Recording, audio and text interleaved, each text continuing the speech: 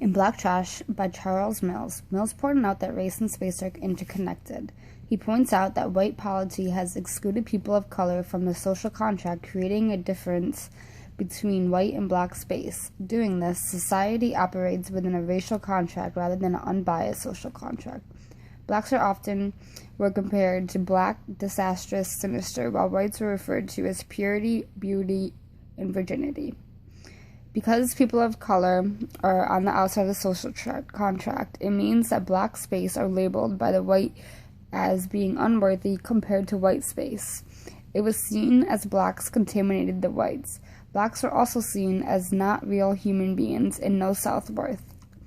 This digs into classism, because they could not get a higher social class or better economic income because they were black. The significance of the story was about how blacks became a negative part of society and how they have been challenged to their own status of racialized perceives the black trash of the white body politic.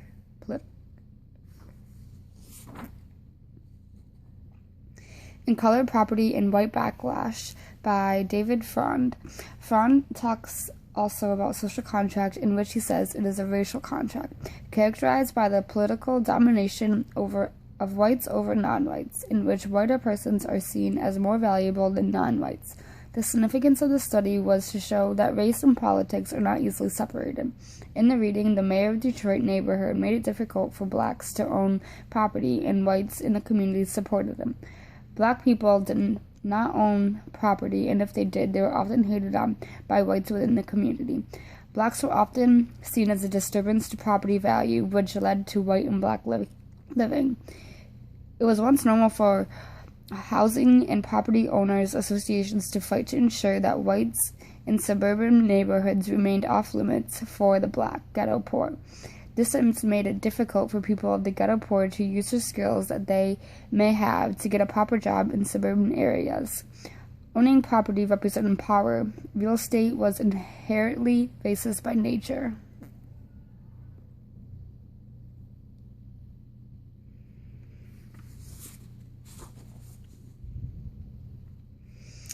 And Essential Dynamics of Theorizing Black Invisibility by Lewis Gordon. Blacks are not seen as human beings until they are guilty of a crime.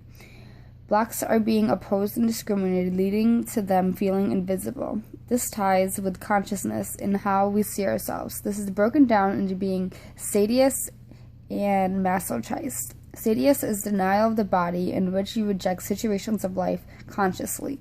Easier said, it's as denied being seen, heard, or felt, and heard to by flesh. Masochist is denial of consciously, denial of being seen, and rejects subjectivity.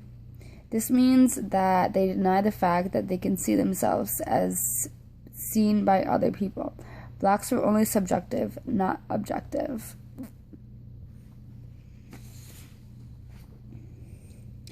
All three stories relate to each other, and they all show segregation and their effects on the black mind.